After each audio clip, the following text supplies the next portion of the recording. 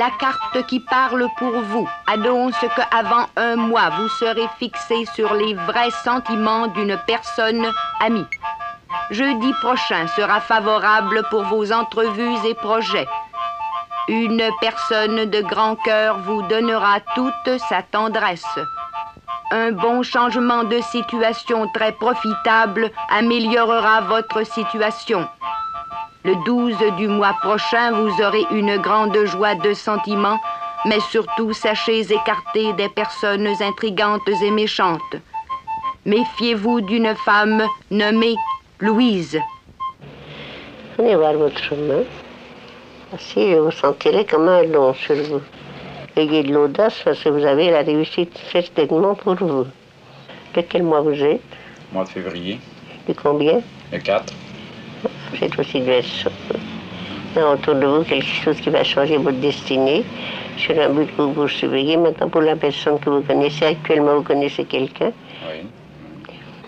Un génie, c'est là. Oui. Rien qu'à Paris, 6000 voyants, voyantes et autres professionnels de l'occultisme cherchent la clientèle. Pas moins de 300 sorciers, dit-on, exercent à Hambourg. Et l'on compte aux États-Unis 30 000 astrologues. La moitié des journaux en Occident publient des horoscopes. Grâce à l'homme de la rue, à vous, à moi, la magie se porte bien. Donc, à la personne brune, je vais faire un déplacement, un voyage, mais ce serait bientôt. Comme situation autour de vous, très bonne nouvelle autour de vous sur un changement de situation. Vous avez hésité, vous avez douté beaucoup là pour faire un voyage. Madame Gaby Christel reçoit sur rendez-vous. La plupart de ses clients viennent chaque semaine la consulter. Ils déterminent eux-mêmes le prix de ses services.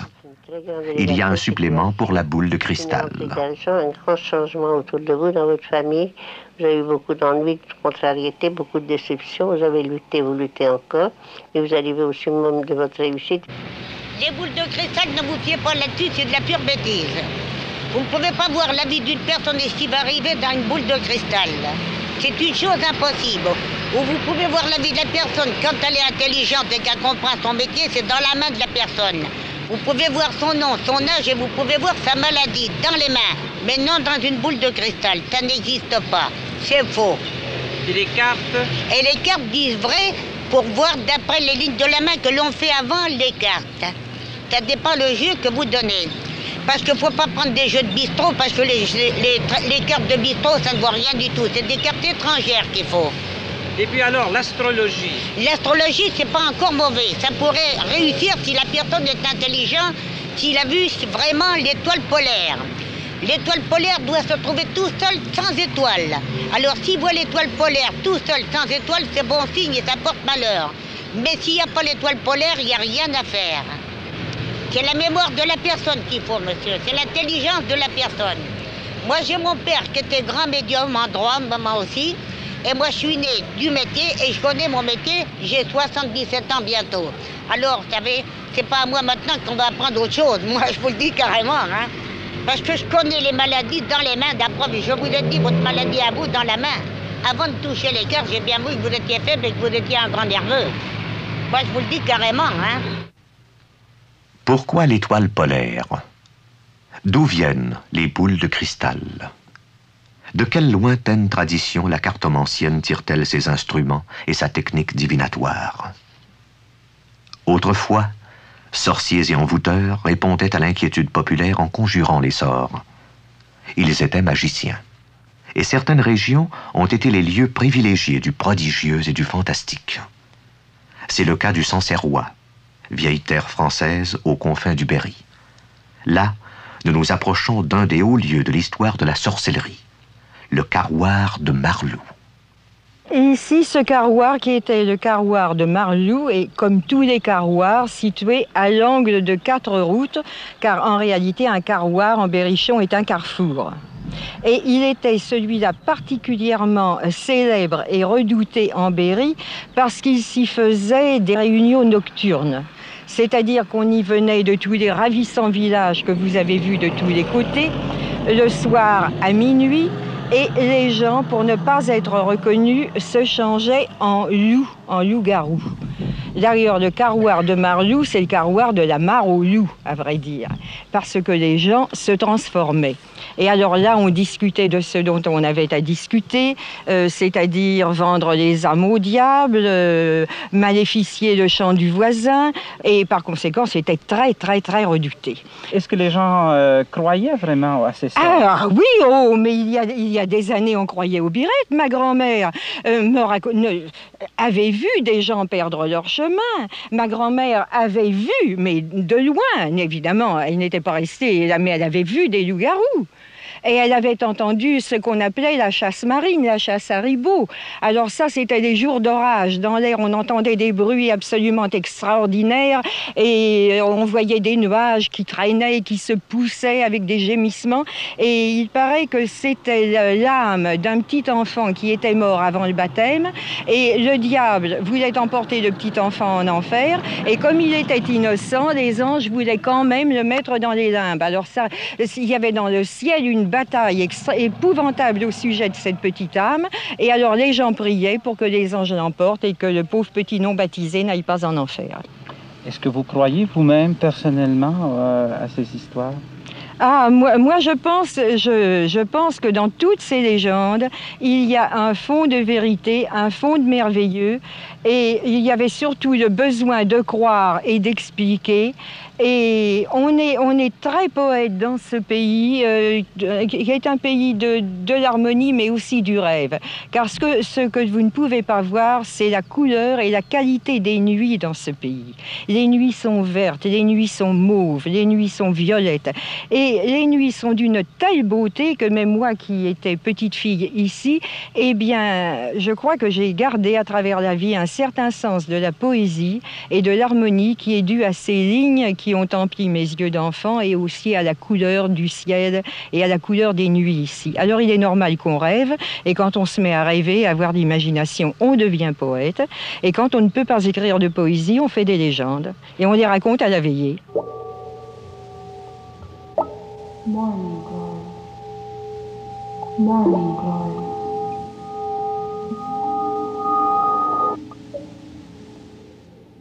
Le rituel du sabbat nous a été transmis du Moyen-Âge dans ses moindres détails.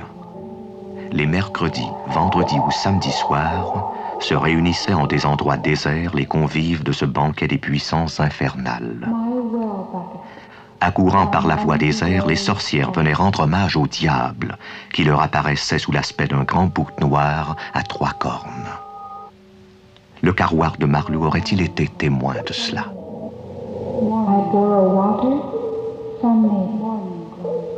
Il y a encore des persigneux, des gens qui guérissent avec les prières? Bien sûr, bien sûr. D'abord, on lève le feu. Eh ben, on souffle sur la brûlure. 3 fois, 6 fois, 9 fois en disant une prière, puis ensuite on la persigne avec un signe de croix.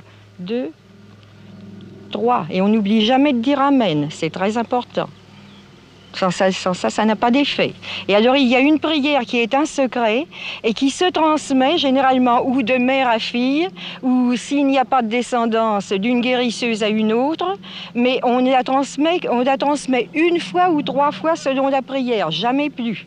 Car tout de même, c'est la lutte du bien contre le mal, et il n'y a qu'un certain nombre de privilégiés par le monde. Encore faut-il qu'ils aient une vie droite et qu'ils prient.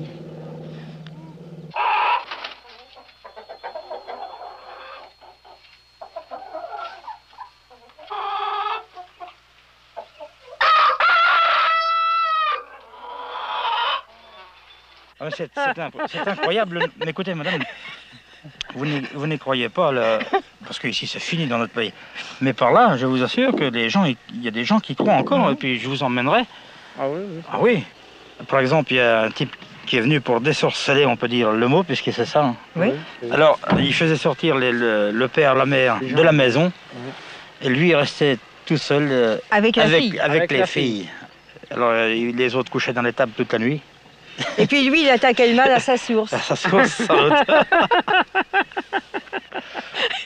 Mais à l'heure actuelle, il existe encore, ici pas très loin, des gens qui croient aux sorciers véritablement. Ils croient aux sortilèges, et puis, ma foi, si vous voulez, je vais vous emmener, mais on peut des fois plutôt être mal reçu. Oui, il y a des gens. Et il y a des gens qui s'appellent comme le bon Dieu de Bar-Lieu, soi-disant les guerriers, ils leur prennent énormément d'argent. Oui. C'est impensable à notre temps qu'on puisse... Non mais ça existe encore. Quelquefois vous avez plusieurs accidents ou plusieurs deuils qui vous frappent, alors les gens... Hein, c'est ça. Alors le coup du sort pour l'enlever, oui, il n'y a pas d'autre solution. C'est un sorcier, on est maléficié, il faut faire dire des prières et dire des messes. Et oui. Dans certains cas où on était convaincu qu'on avait jeté un sort, eh bien on est venu réclamer mon ministère. Eh bien, je n'étais pas convaincu dès le début. Alors, je cherchais à éclairer les choses du point de vue naturel. Je vais consulter le médecin, le vétérinaire, bien examiner si au point de vue du local, il n'y avait pas quelque chose à faire.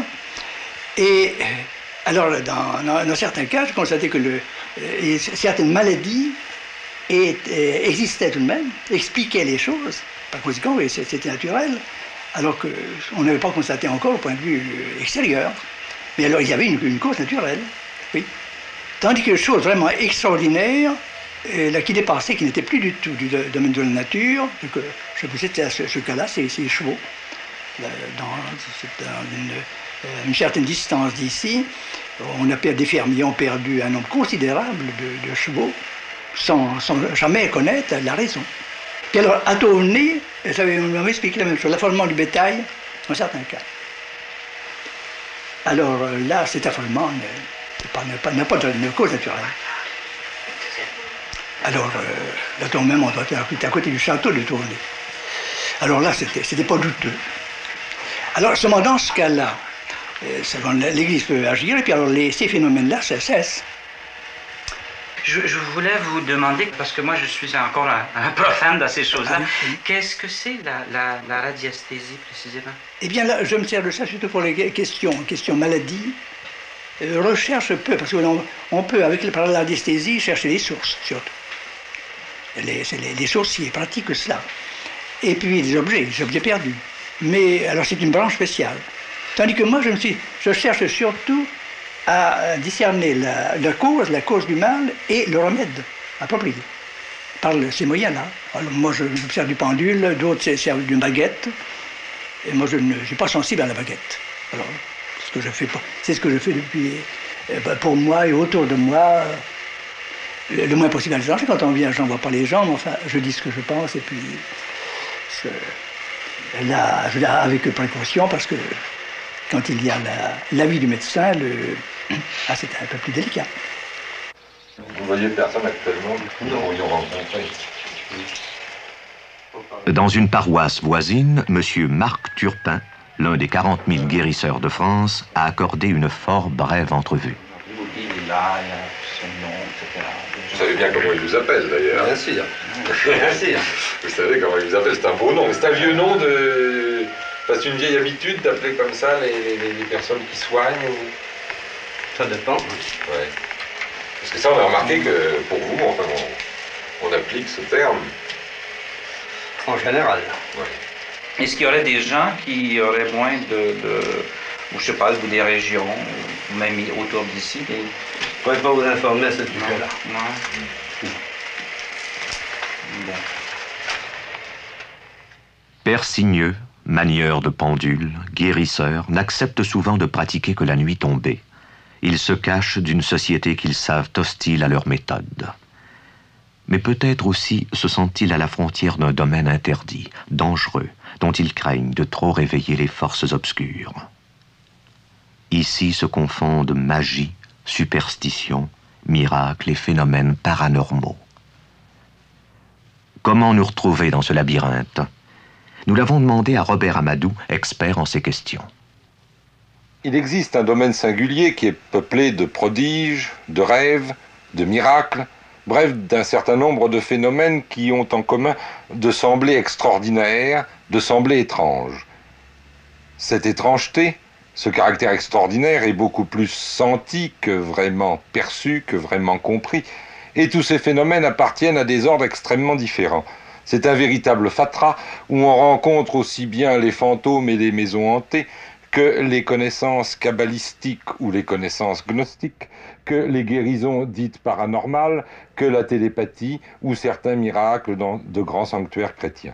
Tous ces phénomènes, ils ont donc en commun cette impression d'étrangeté qu'ils provoquent, que ressent celui qui les observe, c'est-à-dire la majorité de nos contemporains, et ce fatras qu'il est légitime de considérer ensemble puisqu'ils provoquent la même impression. Il n'y a rien de plus urgent, me semble-t-il, que d'essayer d'y opérer un tri, c'est-à-dire de savoir de quelle nature sont ces phénomènes qui, au demeurant, sont hétéroclites, même s'ils engendrent les mêmes impressions. 3 ordres, semble-t-il, peuvent permettre de classer ces phénomènes. D'une part, l'ordre religieux, d'autre part, l'ordre de l'occultisme, enfin, l'ordre de la parapsychologie. L'ordre religieux d'abord. Ces phénomènes étranges, extraordinaires, peuvent, aux yeux de certains, manifester une intervention directe, une intervention immédiate de Dieu ou de Satan. La possibilité d'une telle intervention n'est pas niable, mais il faut considérer que lorsqu'on s'efforce de faire la discrimination de ces faits hétéroclites, de ce fatras dont je parlais à l'instant, l'hypothèse surnaturaliste, l'hypothèse du miracle, est certainement celle qui est la plus coûteuse, comme on dit en logique, c'est-à-dire celle que l'on doit n'utiliser qu'en dernier ressort, celle à laquelle on recourt lorsque les autres hypothèses qu'il convenait d'essayer auparavant se sont avérées ne pas rendre compte des phénomènes que l'on voulait expliquer. Je n'insisterai donc pas sur les phénomènes d'ordre religieux en ce sens, et je dirais tout de suite un mot de l'ordre de l'occultisme. L'occultisme, c'est l'ensemble des doctrines et des pratiques fondées sur une théorie générale, sur la théorie générale de l'occultisme, c'est-à-dire l'affirmation de la loi des correspondances, l'affirmation du symbolisme universel. Ce sont d'abord des doctrines qui constituent l'occultisme, et ces doctrines s'efforcent de considérer les signatures que chaque être porte en lui-même, les signatures qui le rattachent à tous les autres êtres de la création. Et puis, l'occultisme débouche tout naturellement, dans sa partie doctrinale, sur une connaissance religieuse, puisque l'examen de la cosmologie occultiste, le monde tel qu'il se révèle à l'occultiste, signale la présence immanente d'une sagesse divine qui permet à l'occultiste de remonter jusqu'à l'adoration de Dieu dont il a vu les traces de la sagesse en cet univers. Et puis, après les doctrines, il y a des pratiques. Pour constituer l'occultisme, ces pratiques, elles sont fondées sur la théorie générale de la loi des correspondances, et ce sont des pratiques divinatoires, comme on dit, par exemple l'astrologie, par exemple la chiromancie, où à partir d'un certain nombre de symboles, d'un certain nombre de signes, on s'efforce de remonter vers le symbolisé, vers la chose signifiée. Ces pratiques, c'est aussi la magie, qui est un mode d'action dans le monde fondé sur la théorie des correspondances, et puis c'est enfin l'alchimie qui présente des problèmes particuliers, mais qui elle aussi repose essentiellement sur la même loi des correspondances. Enfin, troisième ordre de faits, les faits qui relèvent de la science, et plus particulièrement de la parapsychologie. En effet, dans ces faits extraordinaires, étranges, il y en a un certain nombre que la parapsychologie a choisi d'étudier. D'abord, quels sont ces faits? Eh bien, on pourrait en aligner une très longue liste. Ce sont les faits dits paranormaux, d'une part mentaux, ce qu'on appelle la télépathie, la voyance, la précognition ou connaissance de l'avenir, et puis ce sont aussi des faits que l'on dit paranormaux physiques, c'est-à-dire les lévitations, les mouvements d'objets pesant à distance sans contact, les maisons hantées, les poltergeists et un certain nombre d'autres phénomènes du même genre.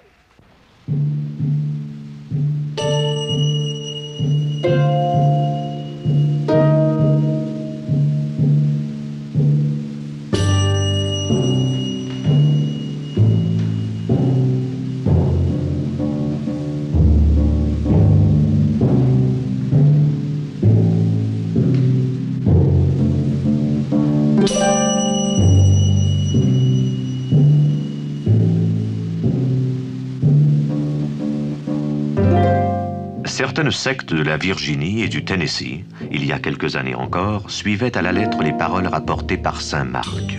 Ils prendront des serpents dans leurs mains et ils n'en éprouveront aucun mal. Ils imposeront les mains aux malades et ceux-ci seront guéris. Les serpents sont venimeux et leurs blessures mortelles. Ils ont mordu des centaines de fidèles. On rapporte que 7 seulement en moururent. On ne rapporte pas le nombre des guérisons miraculeuses.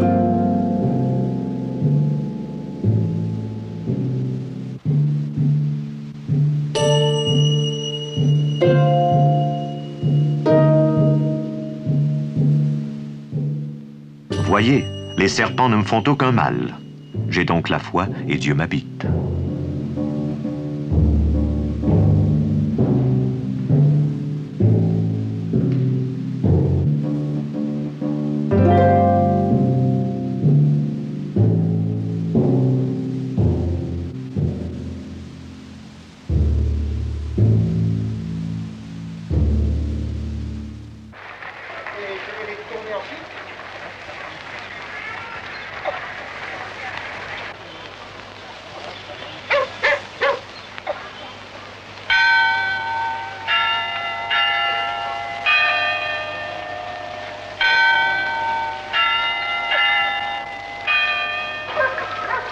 Plusieurs viennent à Lourdes, au terme d'un long voyage, pour implorer le miracle et ajouter leur voix au flot commun de milliers d'autres invocations.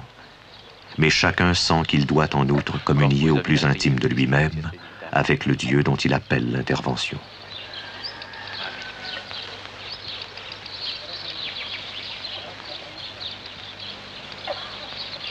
Corpus Domini nostri Iesu Christi, custodia te in vita. Corpus Domini nostri Iesu Christi, custodia dimam tua vita eterna. Corpus Domini nostri Iesu Christi, custodia te in vita eterna. Corpus Domini nostri Iesu Christi, custodia te in vita eterna. Amen. Corpus Domini Iesu Christi, custodia te in vita eterna. Amen. Corpus Domini. Jésus, un jour, a dit à un paralytique, « Ta foi t'a sauvé.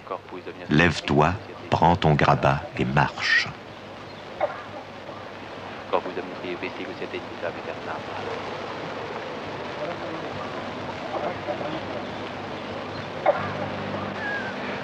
Il faudrait un peu d'eau. Ne vous inquiétez pas, mon père. Corpus.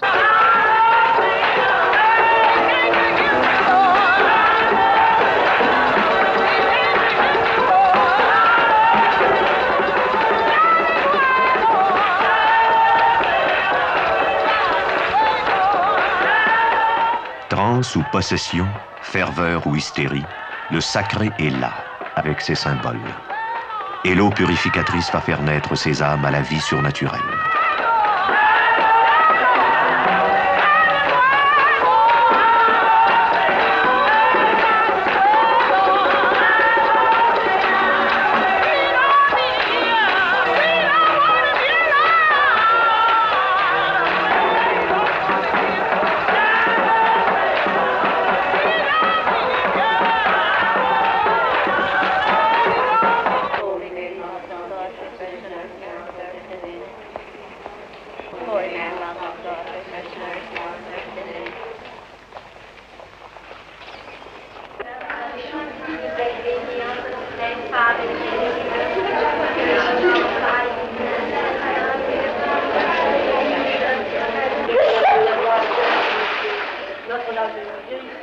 Le bureau médical de Lourdes a étudié les dossiers de milliers de malades. Les hommes de science qu'il compose ont admis l'impossibilité d'expliquer à la lumière des connaissances actuelles un grand nombre de guérisons. Cependant, l'Église, depuis 100 ans, n'a voulu reconnaître comme miraculeuses qu'une 50aine d'entre elles.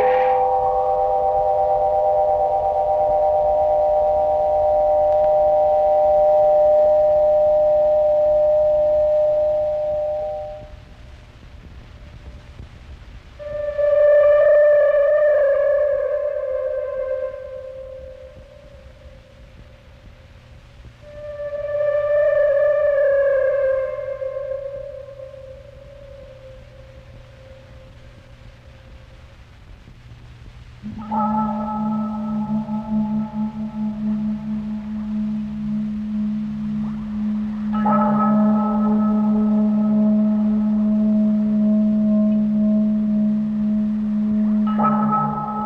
bien, cher ami, ce que vous appelez une chambre est une pièce qui a été transformée, il y a déjà un certain nombre d'années, en oratoire, de façon à me retrouver, et quelquefois avec des frères, des sœurs, dans notre domaine du martinisme, bien de nous retrouver dans une ambiance qui est une ambiance de prière. Dans cet oratoire, il y a des souvenirs multiples, qui proviennent de ceux que nous appelons les maîtres passés. Et entre autres, il y a Papus, bien sûr, Gérard Encausse, Papus, que l'on voit un peu partout, et son maître, celui qu'il appelait son maître spirituel, qui est le maître Philippe de Lyon, qui est un personnage extraordinaire, un personnage de légende, qui s'est trouvé d'ailleurs à la cour de Russie avec Papus. Philippe Encausse, grand maître de l'ordre martiniste, est le propre fils du célèbre occultiste et magicien Papus, qui fonda à la fin du siècle dernier cette société initiatique chrétienne. Il est évident que de tout temps, l'homme se penche sur ces questions. Qui est-il? D'où vient-il? Que sera-t-il? Et les esprits travaillent et l'on recherche. Et alors, il y a des éléments dans le domaine de la pensée uniquement, mais il y a aussi des éléments dans le domaine de la pratique.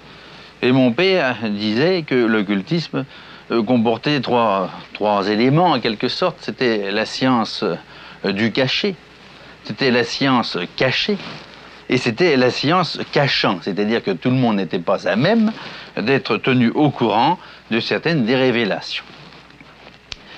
Dans un certain domaine, cet occultisme donne des vues merveilleuses.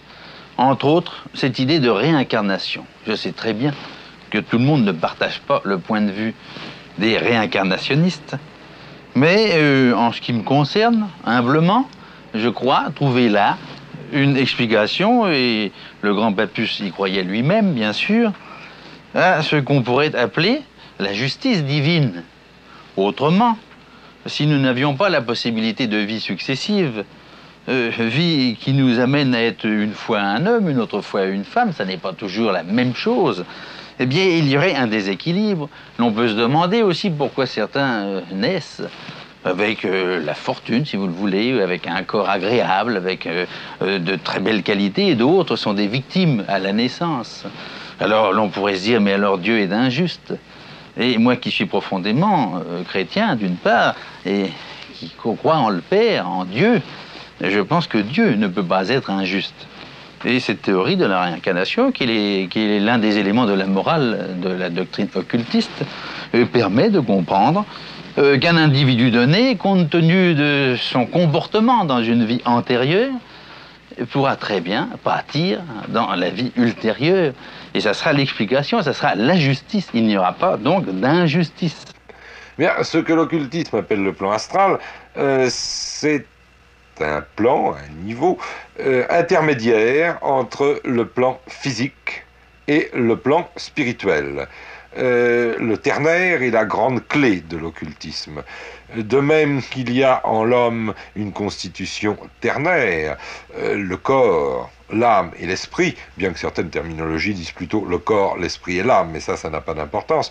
De même, l'occultisme constate, ou affirme, comme on voudra, l'existence de trois plans, le plan physique, le plan astral et le plan spirituel. Ce plan astral, donc, est un plan intermédiaire, c'est le plan de l'imagination. L'imagination qui peut ouvrir aussi la porte du monde spirituel, mais c'est essentiellement le domaine des images que le plan astral. C'est le plan d'un certain nombre de forces que l'homme peut contrôler, quoique difficilement parfois, et qui ne sont pas nécessairement intelligentes, qui même généralement ne sont pas intelligentes. Ce ne sont pas des démons au sens de la théologie catholique, ce sont des sortes de forces aveugles, ce sont des influences errantes, comme dit la tradition chinoise. L'occultisme est une cosmologie essentiellement, c'est un moyen de connaissance de l'univers, d'un certain aspect de l'univers, que j'appellerais volontiers son aspect intérieur. C'est une découverte de l'harmonie de l'univers, c'est une révélation du symbolisme universel, et ce symbolisme universel, c'est une loi.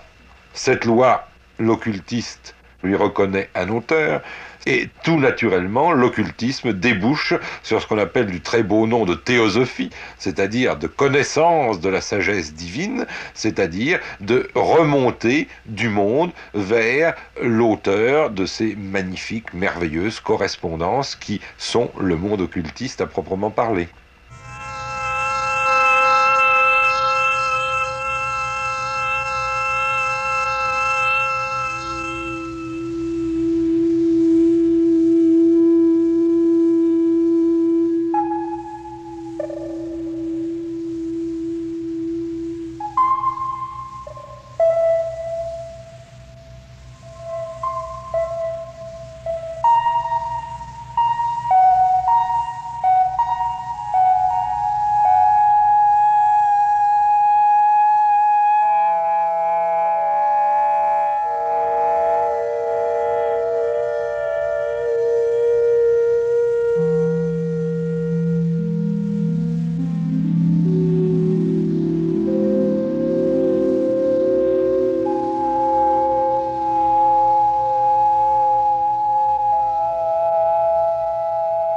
Qu'est-ce que vous voulez?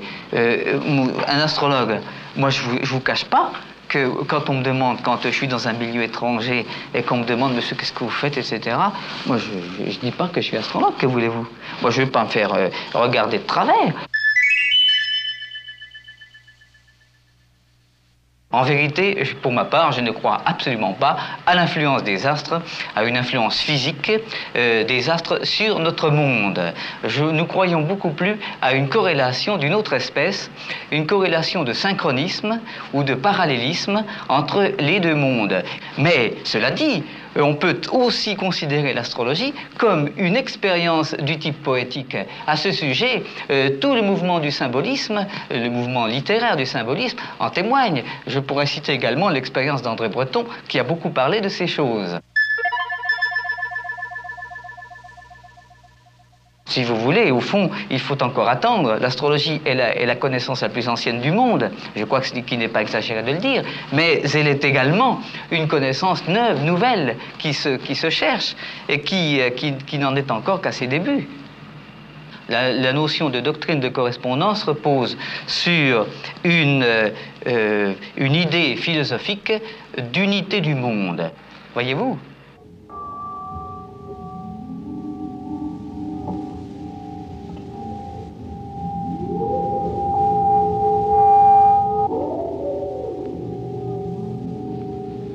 Eh bien, voyez-vous, ce n'est pas une opération magique. Il suffit d'avoir une table astronomique. André Barbeau est vice-président du Centre national français d'astrologie. Les positions des différentes planètes, des luminaires, soleil, lune et des différentes planètes, pour le jour de la naissance. Ces tables, par exemple, donnent les positions de 1890 à 1930. Il y a d'ailleurs un autre coefficient qui permet d'orienter le ciel, comme vous allez le voir. Eh bien, il suffit donc de faire une règle de 3 pour calculer précisément ces positions planétaires en fonction de l'heure particulière de la naissance. Et voyez-vous, quand on a fini l'opération, cela donne la carte du ciel que voici. Eh bien, voici ce que représente cette carte du ciel. La Terre est au centre. Et non seulement la Terre est au centre, mais l'individu est au centre. Si vous voulez, c'est une représentation non seulement géocentrique de l'univers, mais c'est même une représentation anthropocentrique.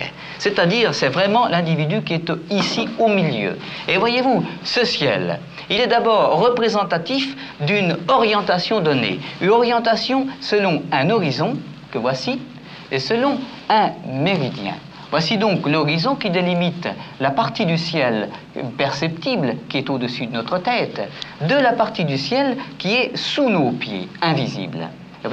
Et alors, tous ces astres que vous voyez, Soleil, Mercure, Vénus, Uranus, Jupiter, Mars, Pluton, Neptune, Lune et Saturne, tous ces astres se définissent d'abord par rapport à cet horizon et à ce méridien. Si vous voulez, tous ces astres font leur tour sur eux-mêmes dans les 24 heures. Ils passent à l'heure minuit au méridien inférieur ici, ils se lèvent à l'Orient le matin, arrivent à leur culmination, se couchent et repassent à l'heure minuit. Voyez-vous, vous avez ici une représentation du ciel pour le 4 février 1929 à 7 heures à Montréal. Et alors, il s'agit d'une orientation pour une latitude nord de 45 degrés 30. Eh bien, voyez-vous, vous avez l'horizon qui est ici, et nous trouvons le soleil là. Vous constatez tout de suite que c'est une naissance qui a lieu au lever du soleil, à quelques temps du lever du soleil. Le soleil n'est pas encore levé, il est sous l'horizon, mais il va se lever. Voyez-vous, au surplus, ces astres sont représentés par rapport au champ dans lequel il gravite, ce champ dans lequel il gravite étant le zodiaque avec les 12 signes que tout le monde connaît, le bélier, le taureau, les gémeaux, le cancer, le lion, la vierge, la balance, le scorpion, le sagittaire, le capricorne, le verseau et les poissons. Ils évoluent à des vitesses différentes dans ce zodiaque. Le soleil, par exemple, fait son tour en une année, c'est lui qui fait notre calendrier. La lune fait son tour en un mois. Telle planète, Saturne par exemple, en 30 ans, voyez-vous. Et alors, nous trouvons donc, si ce soleil-là est un soleil de 7 heures du matin pour Montréal, c'est aussi un soleil du 4 février, c'est-à-dire un soleil qui se trouve dans le signe du Verseau, au 15e degré du signe du Verseau. Vous avez ici déjà un élément significatif, le signe du Verseau est très important, car c'est le signe du soleil, c'est le signe de la planète Mercure, et c'est même le signe de l'horizon, ce qu'on appelle le signe ascendant. Et alors, nous avons Vénus et Uranus qui se trouvent dans le signe du Bélier en conjonction voulant dire réunion, comme le Soleil et Mercure. Vous avez Jupiter dans le Taureau, vous avez Mars dans les Gémeaux, vous avez Pluton dans le Cancer, Neptune qui vient d'entrer dans la Vierge, et la Lune et Saturne qui sont en conjonction dans le Sagittaire. Et qu'est-ce que ça veut dire tout ça? Eh bien, tout cela nous donne donc une représentation symbolique de l'individu qui se trouve être né ce 4 février 29 à 7 heures du matin à Montréal. Et voyez-vous, j'ai fait des petits tracés intérieurs.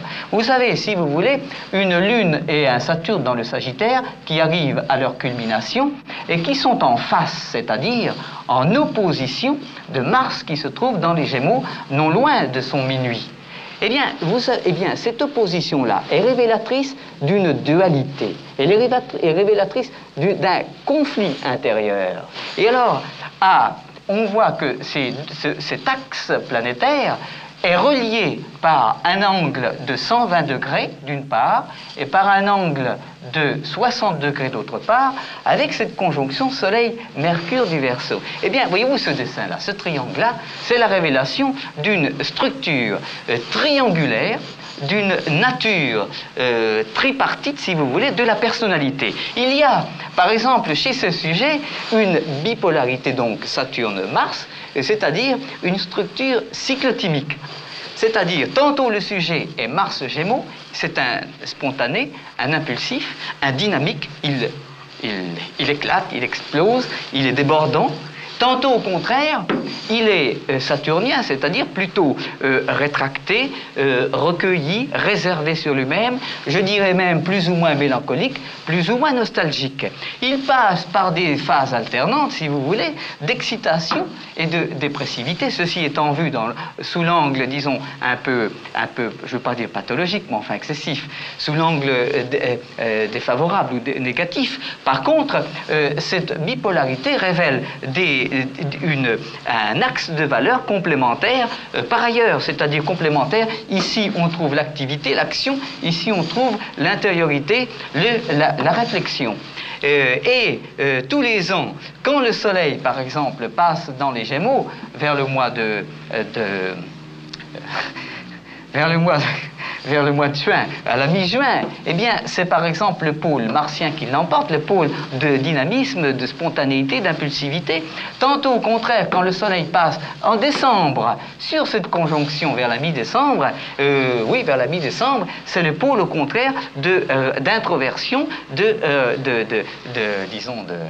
mélancolie ou de nostalgie, de vie intérieure en un mot, qui prédomine. Et alors, le troisième aspect de sa personnalité est là pour établir l'équilibre, si vous voulez, entre les pulsions martiennes et les inhibitions saturniennes. Le sujet a besoin de se constituer un moi fort, un moi solide, pour faire face à cette polarisation, si vous préférez. D'où, chez le sujet, par exemple, l'affirmation d'un caractère extrêmement indépendant. On peut dire que le trait majeur du caractère, c'est l'indépendance, mais pas seulement indépendance vis-à-vis du monde et des autres, d'abord indépendance vis-à-vis de soi-même, car il y a un combat à mener pour affronter simultanément la violence intérieure et les principes moraux, éducatifs ou tous les éléments disons, de moralisme, si vous voulez. Au fond, il y a un affrontement entre ce qu'on pourrait appeler le haut et le bas, n'est-ce pas? Et la nécessité pour le sujet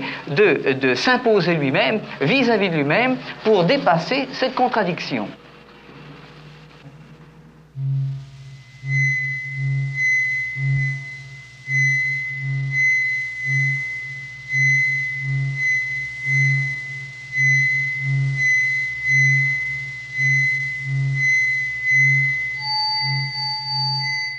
D'après un recensement du XVIe siècle, il y a 7 405 926 diables et démons. Ils sont dirigés par 72 princes, la hiérarchie est stricte et résolument monarchique. Au sommet est l'empereur Lucifer, viennent ensuite le prince Belzébuth, le grand-duc Astaro, le premier ministre Lucifugé, le grand général Satanakia, tandis que Népiros doit se contenter d'être maréchal de camp.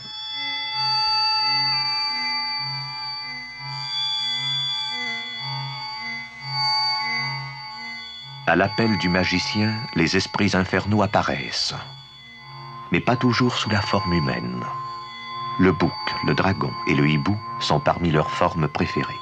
Souvent, ils sentent mauvais.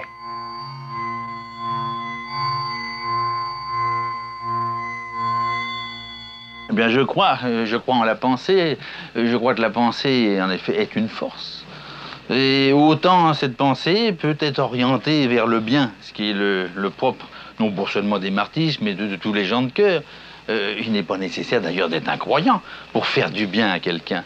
Vous vous mettez à la place de ce quelqu'un, vous pensez à lui, vous songez à lui, mais même si vous ne croyez à rien, mais vous avez cet élan du cœur, vous aurez un résultat. Et puis vous avez d'autres personnages qui consacrent leur pensée à un autre domaine, ou le domaine noir, si vous voulez, enfin, ce sont des figures, tout cela. Et je crois donc que quand quelqu'un est déjà en déficience, on peut, dans certains cas, mais beaucoup plus rarement qu'on ne le pense, déclencher chez cette personne des troubles, par une pensée qui est activée par des pratiques d'ailleurs.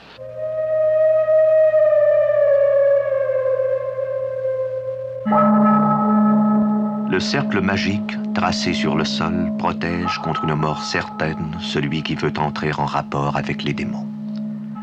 Tourné vers l'est, le magicien doit répéter 7 fois la conjuration que, sans doute, le docteur Faust a proférée. Lucifer, Houillard, Alyséon, Mandoussin, Rémi, Damocar, Casmiel, Lucifer, je t'ordonne d'apparaître. Amen.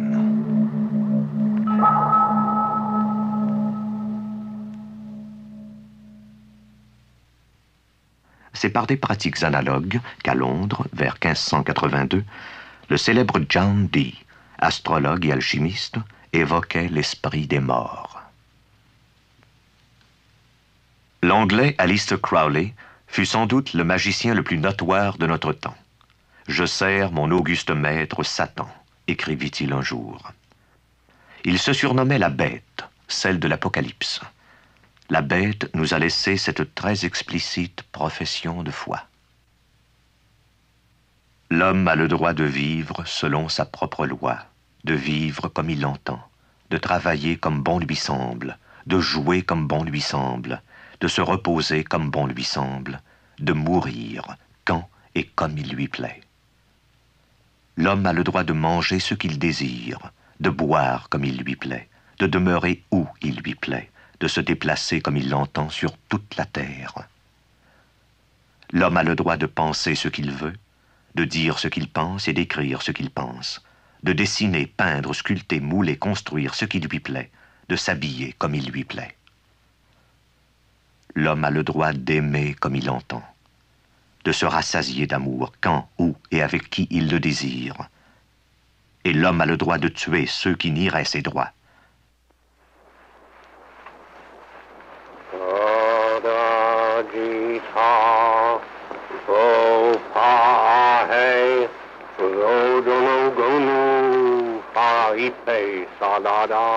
La propre voix d'Aleister Crowley, miraculeusement conservée sur un vieux disque d'aluminium, emprunte pour une incantation une langue occulte, l'Énochien.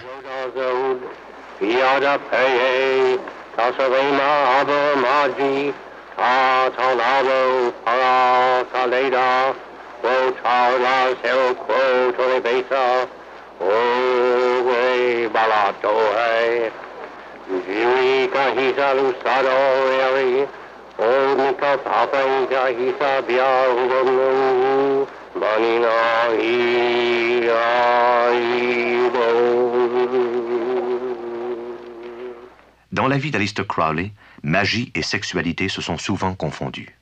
Il eut plusieurs compagnes successives qu'il nomma, après consécration rituelle, ses femmes écarlates, en référence toujours à l'Apocalypse. La fonction ne manqua jamais de candidate. Il y eut même parfois concurrence.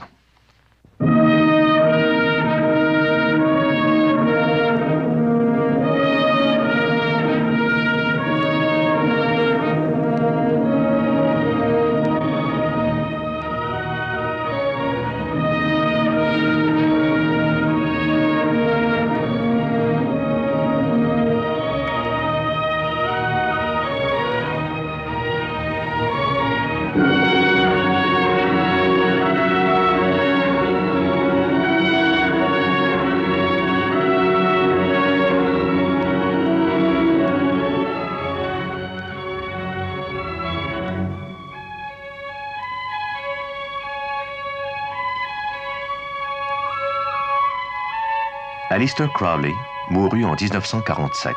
Ses dernières paroles furent « Je suis perplexe ».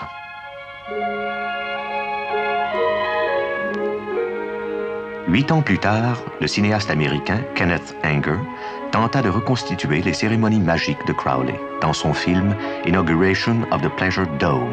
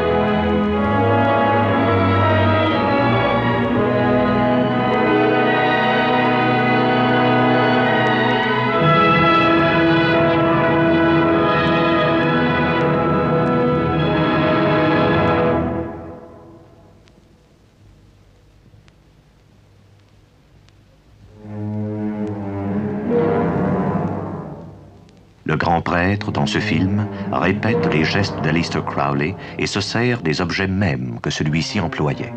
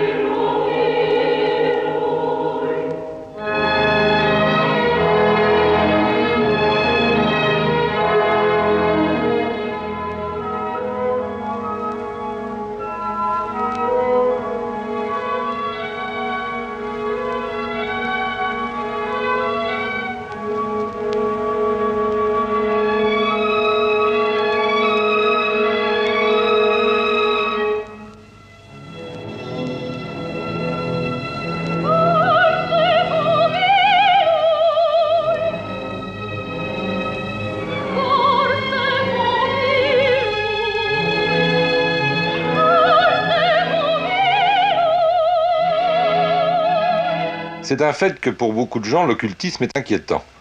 Et s'il est inquiétant, et en même temps attirant, je ne pense pas que ce soit seulement parce qu'un certain nombre de gens l'utilisent mal, ou parce qu'un certain nombre de gens qui s'adonnent à l'occultisme sont eux-mêmes inquiétants pour d'autres raisons que leur activité occultiste proprement dite. Je pense que les faits qui relèvent de l'occultisme et les faits qui sont étudiés par la parapsychologie se trouvent du fait de l'état actuel de notre civilisation, mise au banc de notre culture, et sont sous le coup d'une sorte de malédiction. Ce sont des faits qui sont aberrants, que l'on nie, et quand on ne les nie pas, on déclare qu'ils sont précisément inquiétants, qu'ils sont dangereux. Ce sont des faits qui ne s'intègrent pas dans la synthèse présente de la science et de la technique. Ce sont des faits, par conséquent, dont les adeptes semblent eux-mêmes se placer au banc de la société. On considère souvent, bien sûr, que la magie est satanique. Les magiciens eux-mêmes, sauf certains cas assez rares, ne prétendent pas invoquer le diable. Ils prétendent soit se servir de certaines forces d'un plan intermédiaire entre le plan physique et le plan spirituel et qu'ils appellent le plan astral, soit faire jouer la loi des correspondances, qui est le fondement même de l'occultisme, soit exercer une action psychique par la concentration de leurs désirs, de leur imagerie mentale et de leur volonté. Bref, quelle que soit l'idée subjective qu'ils se forment eux-mêmes de l'opération magique, très rares sont, je crois, les magiciens qui prétendent invoquer le diable. Je pense que la magie est une réalité. Je veux dire que des opérations magiques peuvent être efficaces. Maintenant, ce qu'il faut ajouter, c'est que si la magie, dans certains cas, peut être efficace, et je ne parle pas de cas où il s'agit d'une intervention du démon, mais de processus naturels, d'ailleurs, qui peuvent être d'ordre très différent, si dans beaucoup de cas, la magie peut être efficace, dans beaucoup d'autres, la magie est une pure illusion, et dans tous les cas, c'est une chose dangereuse. C'est une chose dangereuse que de faire de la magie, comme on dit, parce que, d'une part, c'est toujours dangereux de rechercher le pouvoir. Il y a beaucoup d'autres choses, beaucoup plus importantes, beaucoup plus hautes, beaucoup plus belles à rechercher que le pouvoir. Et puis parce qu'ensuite, on entre en rapport avec des forces qu'il est parfois peut-être difficile de garder entièrement sous son contrôle. Bref, la pratique de la magie est certainement une pratique extrêmement dangereuse. Disons en gros qu'il y a mieux à faire, même dans le domaine de l'occultisme. Ah, bien entendu, moi je m'efforce d'être un serviteur, et je prie, bien oui, et je prie pour autrui, et je demande humblement. Car la différence avec le magicien, justement, c'est que nous n'ordonnons pas, nous quémandons, nous demandons humblement au Père. Le Père peut nous entendre ou ne pas nous entendre, nous ne sommes que des instruments. Tandis que le magicien qui utilisera, non pas une épée comme celle-là, elle est très belle, celle-là, elle est pure, mais il donnera des ordres à des entités, à des êtres que j'estime très souvent inférieurs. Eh bien, c'est une différence énorme par rapport à ceux qui, dans cet oratoire, comme dans d'autres oratoires, justement demandent. Moi, je prends ce prix Dieu, et puis je m'incline, vous voyez, je m'assieds et je demande humblement au Père. Mais c'est avec humilité. Et je demande aussi quelquefois, si cela peut être utile, que des épreuves me soient données, de façon à permettre une amélioration chez autrui. Et quand vous lisez encore, c'est notre Père qui est merveilleux, quand on vous dit « Donnez-nous aujourd'hui notre pain quotidien », il ne faut pas penser que c'est une question de nourriture, enfin matérielle. Vous demandez, ils ne le savent pas ceux qui disent cette formule, mais vous demandez des épreuves. Quand vous dites « Donnez-nous notre pain quotidien », vous demandez des épreuves. Et il nous arrive aux uns et aux autres, et je le redis ici encore sans orgueil, ce n'est pas notre genre, eh bien nous demandons le pain quotidien, nous demandons des épreuves. Voilà, voilà l'action.